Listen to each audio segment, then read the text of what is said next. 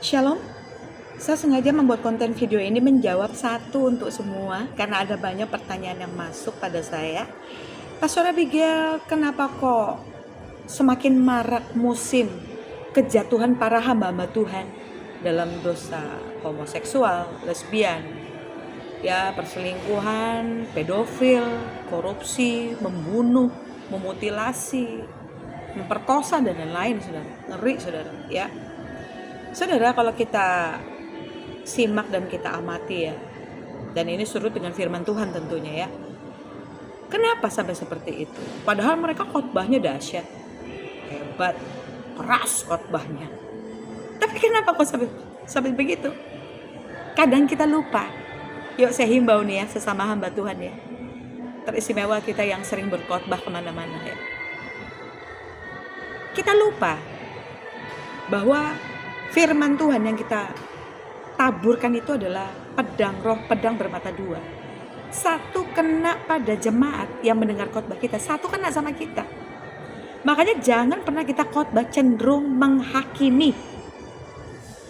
Kenapa hamba Tuhan bisa jatuh dalam dosa? Satu alasannya, karena seringkali kita tuh cuma pintar mendisiplin jemaat lewat khotbah, lewat firman, tapi kita sendiri lupa mendisiplinkan hidup kita dengan firman yang kita khotbahkan. Yuk, firman Tuhan yang kita taburkan jangan berhenti hanya sebagai catatan khotbah, tapi kita mau lakukan. Apalagi sekarang banyak muncul apologet baru. Boleh apologet itu, tapi lakukanlah dengan sehat.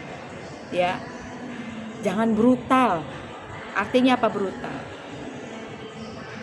Kan Tuhan Yesus sendiri juga katakan, nyatakanlah iman kita kepada Kristus dengan roh yang lemah lembut. Gak perlu kita maki-maki agama orang lain, gak perlu, saudara. Meskipun kita sendiri sering dimaki, tapi Tuhan bilang apa? Balas kejahatan dengan kebaikan. Ya, ingat, Yesus lahir ke dunia bukan untuk orang benar, tapi untuk orang berdosa. Jangan dengan khotbah-khotbah kita cenderung menghakimi orang lain. Ingat, sanksi yang kita terima kalau kita menghakimi orang lain, maka ukuran yang kita gunakan untuk orang lain diukurkan kembali sama kita. Makanya akhirnya kita jadi jatuh dalam dosa.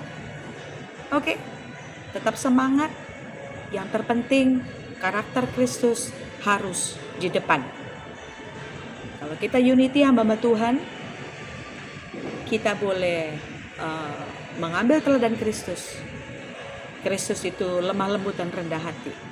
Saya percaya Indonesia akan cepat mengalami penuaian jiwa besar-besaran. Tiada hari tanpa menginjil, tiada hari tanpa jadi saksi Kristus. Indonesia for Christ, Indonesia for all nations. Salam revivalist. God bless.